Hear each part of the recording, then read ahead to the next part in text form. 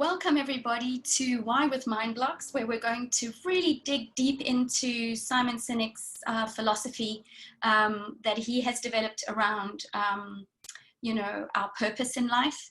My name is TESS. I have been coaching for probably the last 12 years now.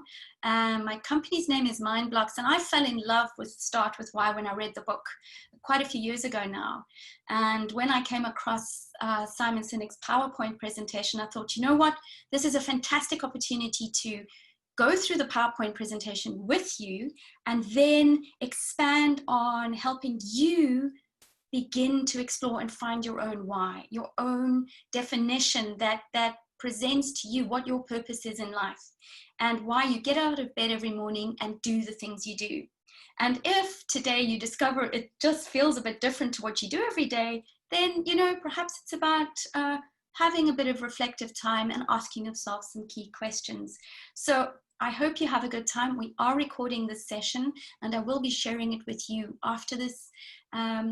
Any questions you have, please keep them till the end as we discussed, and I will do my utmost to answer them. Have a wonderful time, take as many notes as you like, and let's get started. So let's do that. I will be looking off to my right here because I have some notes. So yeah, let's go. Imagine a world in which the vast majority of us wake up inspired, feel safe at work, and return home fulfilled at the end of the day, feeling as though we are contributing towards something greater than ourselves. We believe the golden circle can help bring us closer to this brighter world. The golden circle is a little idea for those of us who wish to feel inspired and for those of us who wish to inspire others. Discovered in 2006 by Simon Sinek and popularized in his TED Talk and book Start With Why, this presentation is designed to share the concept of the golden circle with you and to help you share it with others. The ideas the golden circle illustrates are certainly not new. Simon did not invent purpose. What he has been able to do is capture this idea that has been around for millennia in a way that is simple, easy to understand, and actionable.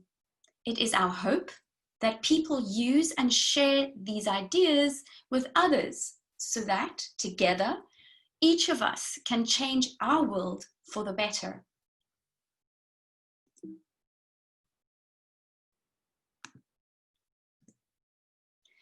Why is it that some leaders and organizations are able to inspire great loyalty and engagement among their customers and employees alike?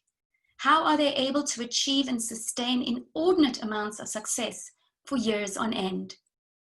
Whether they realize it or not, all great and inspiring leaders and organizations think, act, and communicate in the same way. And it is the complete opposite from everyone else. Every single organization on the planet, even our own careers, function on 3 levels: what we do, how we do it, and why we do it. When those 3 elements are aligned, it gives us a filter through which to make decisions. It provides a foundation for innovation and for building trust.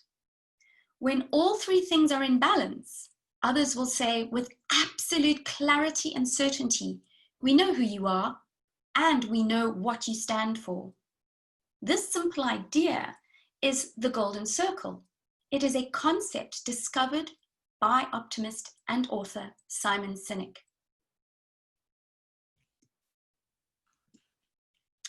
Every organization and individual knows what they do. For an organization, these are the products it sells or the services it offers. For an individual like you, it is your job title or your roles.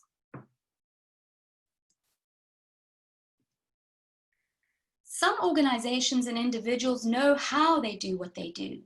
Hows are meant to communicate what makes us special or sets us apart from others who do something similar. Hows are an organization or an individual's strengths, values, and guiding principles. They can also include the differentiating value proposition, proprietary process, or unique selling proposition, your USP.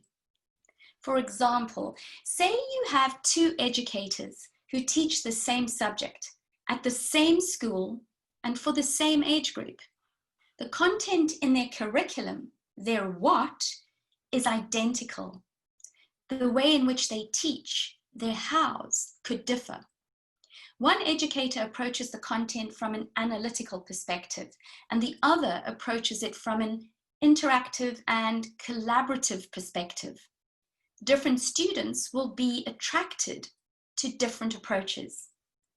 This applies to individuals or organizations. While you may do or sell the same thing, the way in which you deliver that product or service is unique. Very few people and very few organizations can clearly articulate why they do what they do. The why is the purpose, cause, or belief that drives every one of us. It provides a clear answer to the questions: why do you get out of bed every morning? Why does your organization exist? Beyond your products, growth, and profit. And why should anyone care? Making money is not a why. Revenues, profits, salaries, and other monetary measurements are simply results of what we do. The why is about our contribution to impact and serve others. The why inspires us. People naturally communicate from the outside in. They typically go from what is easiest to understand to what is hardest to understand and explain. They tell people what they do, tell them how they are different or better, and then they expect some kind of behavior or result, like a purchase or a vote or support. Here is how most organizations market and communicate. They start with their what, and they say, here is our law firm, for example. And then they go to their why. We have specialized expertise in a wide range of practice areas. We transform complexity into simple action, and we go above and beyond every day. The behavior they're asking for is, come do business with our law firm. The problem is that what and how do not inspire action. Facts and figures make rational sense. People do not make decisions purely based on facts and figures. Starting with what is what commodities do. Starting with why is what leaders do, because leaders inspire.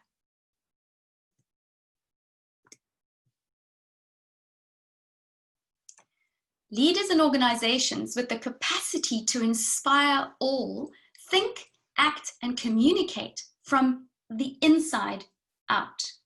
They start with their why. When they communicate their purpose or cause first, they communicate in a way that drives decision-making and behavior. It literally taps the part of the brain that influences behavior. So here's an example of the same law firm, but starting with their why first. So why? We exist to enable growth and progress so that people can make the difference they want to make in their world. How? Well, we have specialized expertise in a wide range of practice areas. We transform complexity into simple action and go above and beyond every day. What? We are a world-class law firm. Come see for yourself. If people at this law firm actually believe their why, or believe in their why, and think, act, and communicate, starting with their why, they will attract people who believe what they believe and who want to be part of their cause. If this law firm leads from the inside out, their employees will feel inspired and rallied together. And that feeling always makes its way to the customer.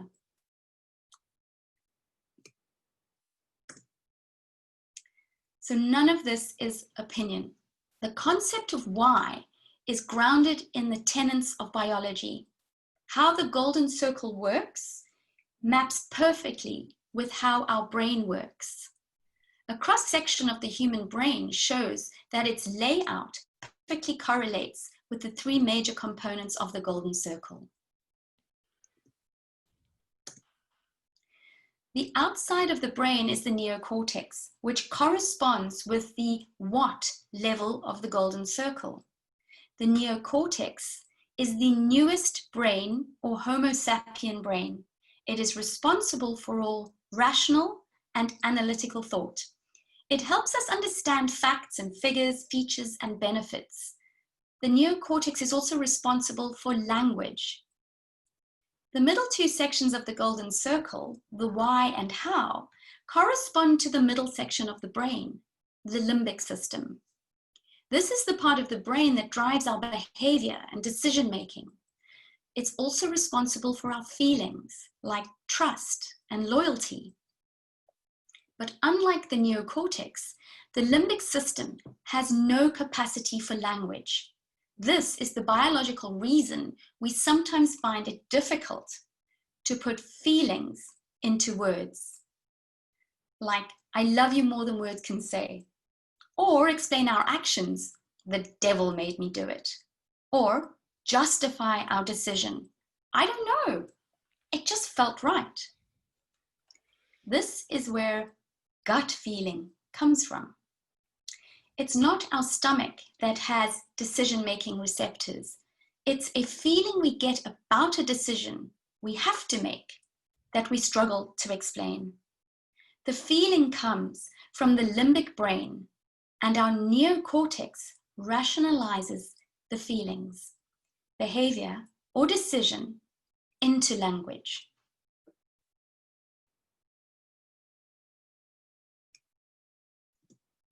In other words, communicate from the outside in, and people can understand vast amounts of complicated information, like features, benefits, facts, and figures. It simply doesn't inspire or drive human behavior. Communicate from the inside out, and you speak directly to the part of the brain that drives emotion, behavior, and decision-making. But if the reason they choose one product or service over the other, the decision maker often cites the features, benefits, facts, or figures. So what's the reasoning behind that? The neocortex, the thinking part of the brain, is always trying to understand and make sense of the world. This is the reason we think we are rational beings when we really are not. If we were, we would never buy a product or service simply because of how it makes us feel. We would never be loyal. We would always choose the best deal. We would never care about trust or relationships, and we would only evaluate numbers. We know that we don't do that. We do choose one product, service, or company over another because of the way it makes us feel. The limbic system drives our emotions, our feelings, and decision-making. But remember, it has no capacity for language. We make decisions based on the feeling generated by our limbic system, and the neocortex helps us to rationalize and communicate those decisions. This idea plays out in the difference between repeat business and loyalty. Repeat business means that someone is willing to do business with us more than once. It's a transaction, or maybe even a series of transactions. There is little to no feeling associated with that type of activity. Perhaps your prices are a little cheaper, or maybe you provide some level of convenience, or your client hates you less than the other place. But as soon as one or more of those things are no longer available, the customer complains or leaves to meet their needs elsewhere. Loyalty is quite different. Loyal consumers may choose to suffer some sort of inconvenience to continue doing business with you. They will pay more, travel further, proudly defend and champion your brand, even if your product or service is more expensive, further away, or somehow less convenient. From a purely rational perspective, that doesn't make sense. However, loyalty comes from feelings like trust, love, and commitment, amongst others, which are driven by the limbic brain.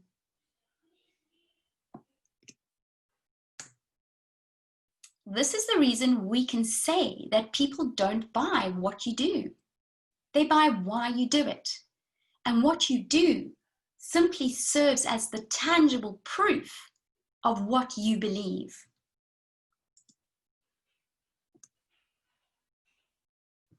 For the golden circle to work properly, you must have 1, clarity of why, discipline of how, and consistency of what. No one section of the golden circle is more important than the other.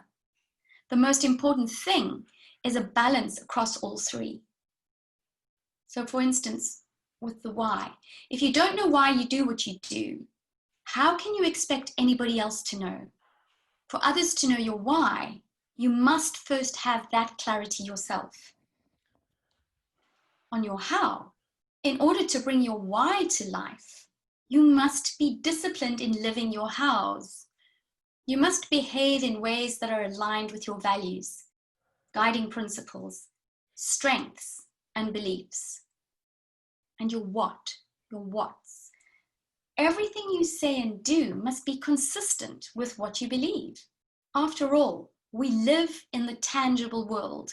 The only way people will know what you believe is if you say and do the things you actually believe. This is what it truly means to be authentic.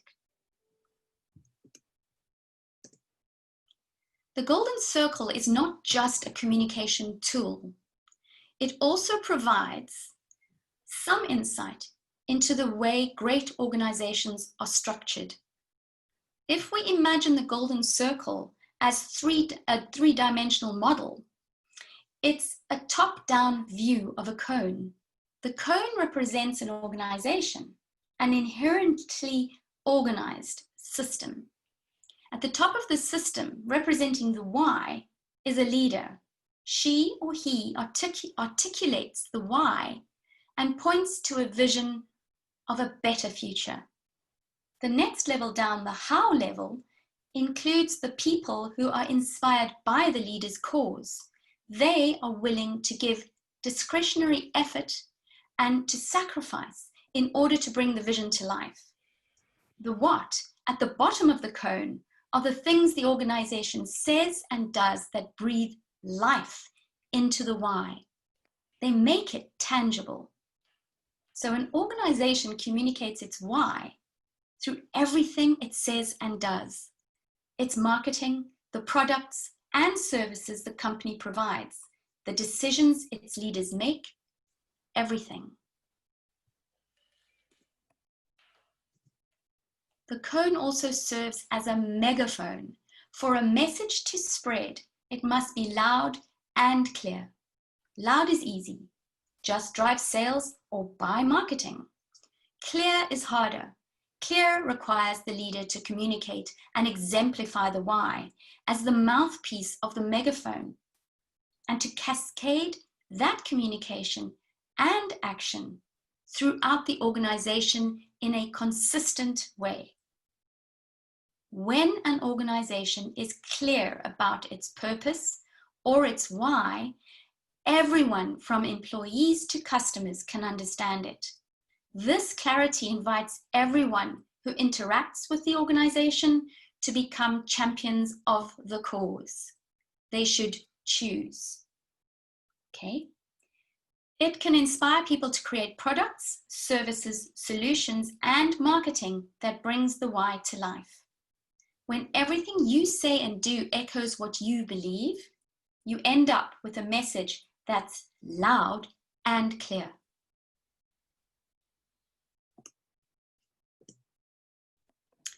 So this is a recording that you will get, but here are some of the links that you can actually go to or search in Google to find out more about the TED Talk, listen to it, and the books and, you know, the various things that Simon has developed from after and before creating the book.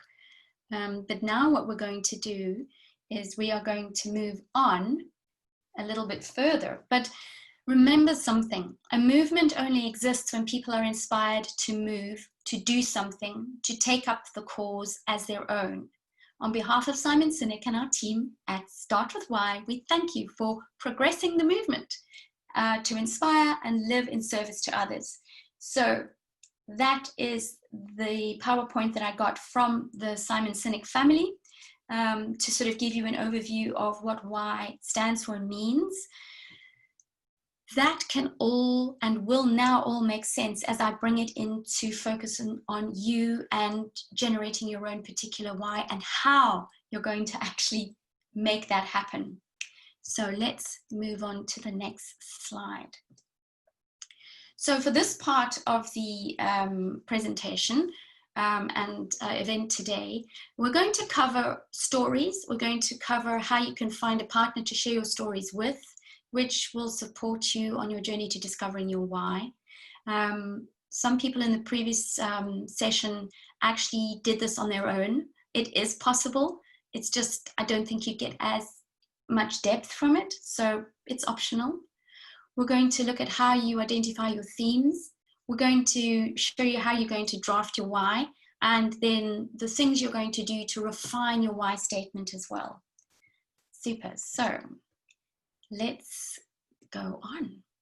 So one of the most important things to get involved in when you're starting to discover your why for yourself in your personal capacity is to go and look back into the past and to track memories and stories and moments that you feel have defined you.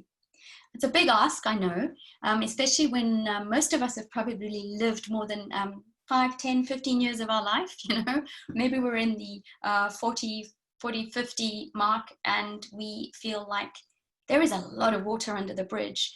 So what the idea is that we've got stories that we tend to always tell ourselves over and over again. And then there's a whole part of our life that tends to be kind of, it happened, but we just don't ever have the need to bring it up. It's not as memorable as the stories we tell a lot. But for this exercise, it's about taking time out and sitting down with yourself and perhaps just tracking through, you know, your life in 5-year increments and just saying, I wonder about 5 years old, what was going on, or and 10, and you know, as you start breaking it down like that, you'll pop up with specific memories and quality memories that are really, they're important, because it's these memories that are going to help highlight your purpose, your why. So the easiest example is the peaks and valleys timeline. So you probably all know about a timeline. Have you heard of peaks and valleys? Let me explain. A peak and valley is above your line. You're going to be writing all the good stories, the happy stories, the celebrations, the good stuff, right? And the peaks and valleys above the line are going to be represented by the very empowered, powerful memories above the line, the good stuff that really resonate. They're going to have a longer line, so that you have this, these were good, but these weren't as good. That was amazing. That wasn't so amazing, but all the good stuff, okay? And then below the line, a similar idea, except now it's like if something really hit hard, really knocked you for a six, or was really perhaps painful or difficult, that's going to have a longer line. So you're going to have like that as well, except here where you've got your dips, they're closer to the baseline. So they will be the less impacting and the more impacting. So some of the memory prompts that can help you when you are starting to sort of go back in time and think back. You know, I've always liked the one where you go back to the 5-year-old in you. And sometimes you might have to go back to somebody else and ask them, what did I like doing when I was 5? If you can't quite remember, what games did I play? What was my interest? What things did I play with? Was I on my bicycle? Was I playing with dolls? Or was I playing with train engines? What was it, you know? Because that's often one of the first indicators of where our true passion actually is, okay? What really brings us alive. But then there's other things, like perhaps you know of an inspirational person who's helped you. Perhaps there are these moments where you've driven home from work feeling satisfied about something in your day, you know, or like I was saying, your earliest childhood memory, a school experience you loved, a pivotal moment in your life, a time you paid it forward, or something you're really proud of and an accomplishment. Those are the kind of things, you know, pivotal moments can be above the line and below the line. You know, sometimes it's out of our greatest adversity that our best results come, because we push away from pain. So have a look at those things and just create that timeline for yourself, because that's really step one. And you know, when you do this work, it's ideal if you can sort of lock yourself away on your own for a little while and not have interruptions. The next part is, once you've got this timeline, what we want you to do is we want you to identify 6 key stories, 6 key points there, okay? And write about a 250-word description of that moment, okay? The idea is that you're tapping into your emotions around the stories. You're looking for the deeper impact. So you really are going to the feeling level of the experience. And I've got some examples. I've got 2 examples I want to read to you so that you can really understand to what level we want this description to go to.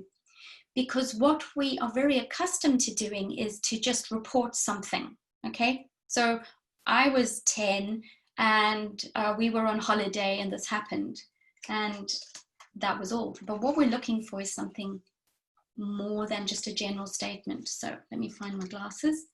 A general statement is something like this. We used to go to my grandparents' house every year for Christmas. It felt so good to be surrounded by loving family. Okay, now that's easy to do, right? But that's not what we're looking for in this exercise. What we're looking for is a specific story around that. So here goes. We used to go to my grandparents' house every year for Christmas. The year that really sticks out in my mind is when I was 9 years old.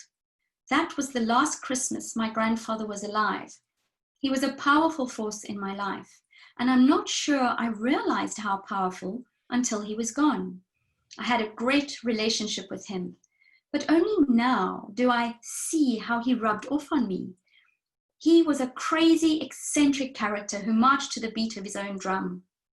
People called him strange or odd, but he always seemed perfectly normal to me. I remember sitting with him on the couch, just him and me. I also was an odd kid. People called me a weirdo at school, but with him I felt safe. With him I felt proud to be me, proud to be different. Thinking he was the coolest person ever gave me the confidence to be my weird self. If he was odd and that was amazing, well, heck, I better get comfortable being who I am if I want to have the same impact on my kids or grandkids one day. So do you sort of get that it's really you taking yourself back really into a moment in that memory where you can sort of really tap into the 5 senses, you know? If you're talking about a Sunday lunch, a family gathering like that, or a pie, baking a pie, if that's a memory, then you want to be smelling it and expressing all that. You want to get into your feeling part. Here is another one that I just want to share. The general statement goes like this. I love my job. I've traveled to a lot of great places and some not so glamorous ones too. What's pretty consistent though is that I'm always meeting interesting and inspiring people. The pay isn't that bad either, okay? Statement. This is the story we're looking for instead. I love my job. I get to go to some wonderful places. But even when my destination isn't glamorous, some of the most inspiring things happen. I remember a specific time I went to a city that I wasn't looking forward to visiting. It was a small rural community, and I thought, well, win some, lose some. At the event I attended there, I met a football coach from a nearby university. This guy was amazing. As we talked, he shared the most wonderful story about how he does things differently. He runs his football team as a human development and leadership program. Most coaches care only about winning and losing. This coach cares about the growth of his players first. If they win, he doesn't let it get to their heads. And if they lose, he uses it as a learning opportunity. Here's the best part. It's having a huge impact on his players. Not only are they performing better as a team, but most of them are doing better in school and even having more success with their personal relationships, like with their families, all thanks to their football coach. It was one of the most inspiring stories I ever heard, and I'm not even a sports fan. So can you begin to see that the general version is just not enough to sort of really take you into that place and really sort of feel what was going on at that time? And these things are going to be important for the next step that comes through. And one thing I just want to reiterate, is especially from the last event we did, is that some people found that when they were going through their stories and their timeline, they came across a few things that were particularly, really emotional for them. And it was kind of stuff they'd perhaps pushed away for a while. So don't be afraid if these things come up, but if they do, please reach out to me, especially because I helped you go there, sorry, or somebody you can speak to about it, because what we don't want to do is have you have this amazing experience, but then get stuck somewhere else. Okay, so 250 words or so. I'm not saying that you have to be grammatically perfect and, have an exceptional piece of writing there. What we're looking for is more you tapping into the emotion than a perfect piece of prose. Okay. Next is about going through that process of asking someone to help you for the next part. Because now that you've got your 6 stories, you've gone in and you have written them up to the emotional level that you're capable of doing in a first sitting. We are saying that if you could find somebody who is prepared to sit with you for about 3 hours and help you expand on that, they are going to be someone who can listen to your stories, okay? They will be asking you thoughtful questions to help you dig deeper, okay? Because obviously it's layers, isn't it? When you first write your story, you're going to write it. Now we're saying, take it away from a statement and put it into emotion. And then we're going to say, you've got to go deeper, right? So they will be able to ask open-ended questions. They will avoid questions that start with why. And I think you understand exactly the reason for that right now, because it's a why question does not tap into the word part of the brain, right? It taps into the emotional side of the brain. My cat is trying to break in. And it will make you struggle to find the words to express yourself if they ask you why questions, okay? They will be able to sit in silence and they will take notes to identify specific themes and ideas, words and phrases that reoccur in the stories you tell. So their own bias will be put aside, and the sad stories can also light up a why. So a partner can see the lessons that you might not. So it's not you don't have to look for a professional person to be your partner, but ideally not a close person like your husband or wife or a relationship partner. Preferably not a sort of a family member, because they are very close to you, and that putting their own bias aside might like not be possible if they're kind of going, no, but that's not how the story happened. Remember, this is about how the stories has happened for you. It's about your experience. So you can go and find somebody who's a really good friend, someone you trust, because obviously you might be sharing some really private stuff and you want to do that in a safe environment. Okay. The other thing I just needed to mention with that last slide is that at the end of this, there is a link that you would share with that person that you're going to ask to help you identify your themes, your why and everything, because there is a beautiful example that guides them on their role in the process. So it's not up to you to have to explain to them what they have to do. All you need to do is, before you guys meet up, just share the link with them and you get them to read through that so that they can be prepared to support you. Okay. There's 2 types of notes that they'll be taking as well. As they listen to you and prompt you to go deeper or to expand on something, they will be writing down facts on one column and then the meanings to the things that you're factually listing, so that they're tapping into that emotive side, so that when it comes to giving feedback back to you later, they've kind of got it all logged there. Okay, so they'll be looking for like reoccurring ideas. We are very unaware when we talk about our lives about that same pattern that pops up again and again and again. And when you speak to somebody else, they will hear it like whew, immediately. It's uncanny. And you've missed it completely. Believe me, I did this exercise. I know what I'm talking about. So, I mean, if you can do that, it's more powerful. Okay, they're going to be looking for words, phrases, and feelings that you bring up. So you might be saying things like, I support support others a lot, or the bigger picture might be a word you use, a repeat word, the bigger picture. And how does that resonate? Okay, pushing the boundaries is another thing people say a lot.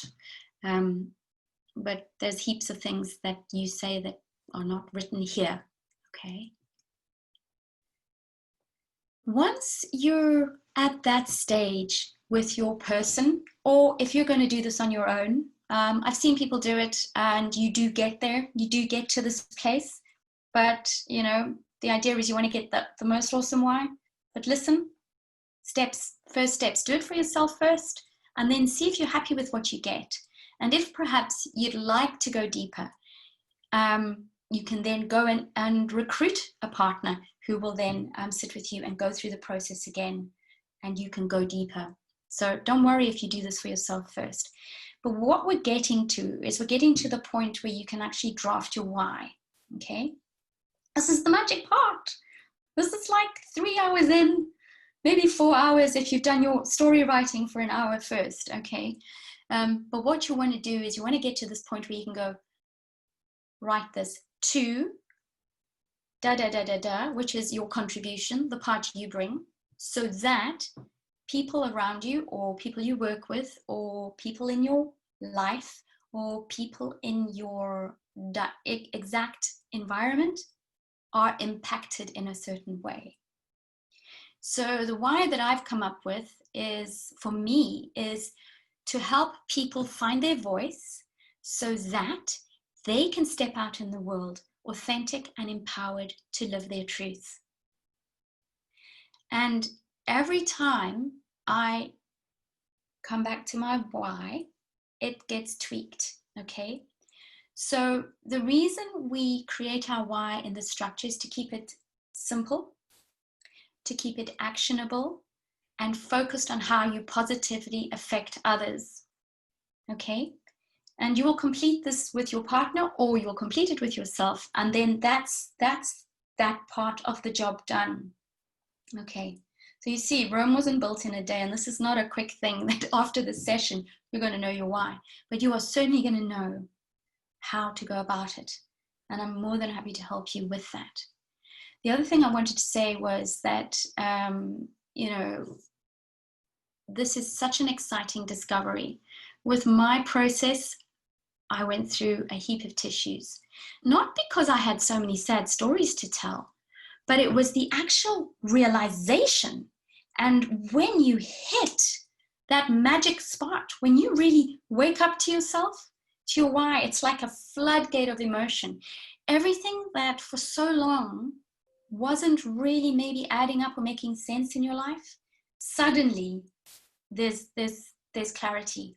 I'm telling you, there's only a few tissues left in this box, but I tell you, there was a heap of used ones. So just be prepared, but be open, because it's worth all the red nose, blotchy eyes, and no makeup left by the end. Okay, so then what you're going to want to do is go about finding a way to refine your why. But here is an example where you can sort of test your why out, and there's some ideas there that you can actually follow up with and give a try to.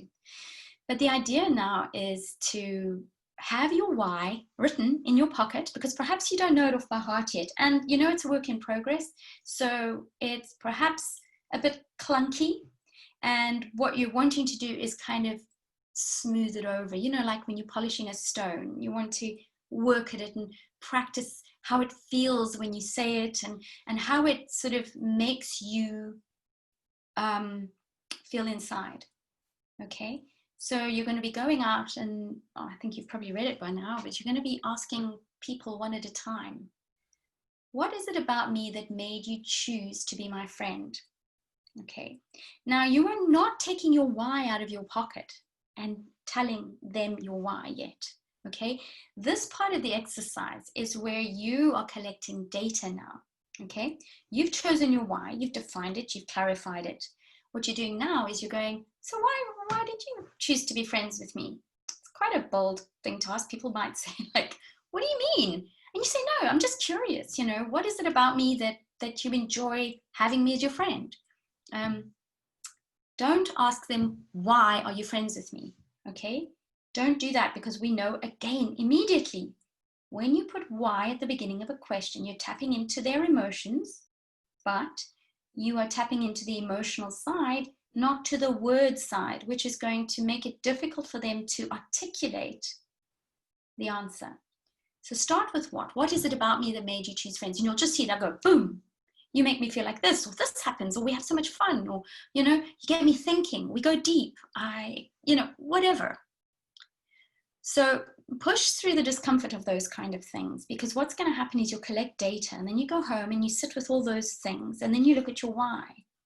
And what's the idea is that you're going to start seeing what they've been seeing in you all along that fits with this purpose that you go out and represent through yourself in every moment of every day.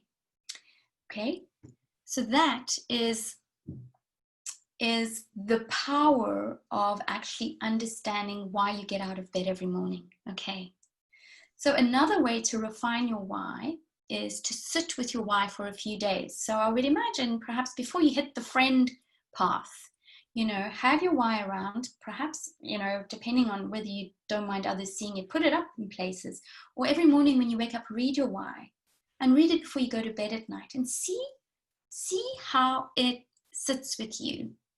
I mean, the idea, if you know anything about kinesiology, the idea is that what you're wanting is to feel strong and kind of really proud and sure. Okay, it must fit like a puzzle piece. It must fit. And if it's still feeling a bit icky, it might just be that you're just coming to terms with it, or that you want to change a few things and whatever. But just let it like marinate, like a piece of meat in some marinate, or a wine in vats before they get bottled. You know, let it just become comfortable with it. Okay, because the idea is you're trying to find the words that are most authentic to you. Okay, so you're not really looking for this perfect sentence. You know, you want to feel good, you want to feel better, not sound better. Okay, because when we articulate our why, what we're doing really is we are showing the outside, we are articulating to the outside world what is going on and what is important to us on the inside in one little sentence, okay? As for how long it will take, it's different for everyone. So I did my why, the exercise that I'm talking to you about today, I did that not very long before I did the first event, which was on the 1st of June. And I can tell you that the why for me really hit home probably 2 weeks after I did the whole exercise. And since then, I've just been honing in on it. In fact, I was blown away with the why I gave you because it was even better than the why I wrote down just before we started. So that's that process of how it goes. So we are now at the point where we're going to just about stop recording and get into questions, so that I can help you with anything that I've thrown at you in the last 45 minutes, like, phew, okay? So the idea is that if after this you do your work and you would like to spend a bit of more time with me, become clear on the process, you can book a discovery call. I don't charge for it. And whatever we can get out of that hour to help you, we will just pile in and we'll do it, okay? No charge, just let me help you. If you want me to partner with you to help you sort of work that storytelling bit out, we'll book a 3-hour session and there is a small fee for that. But if you are interested in knowing more about that, just ask me. Okay, and then once you've found out your why, if you find that you want to try and integrate that into how life is right now, or make some changes or adjust, you can book a coaching session with me if you fancy, or you can sign up to my 12-week transformation coaching program where we can sort of begin to align everything and do some work together and take you to this beautiful place that perhaps you are searching for, or you're on the way to, but you just need a little bit of help with. Okay, so you can email me at info@mindblox.co.uk.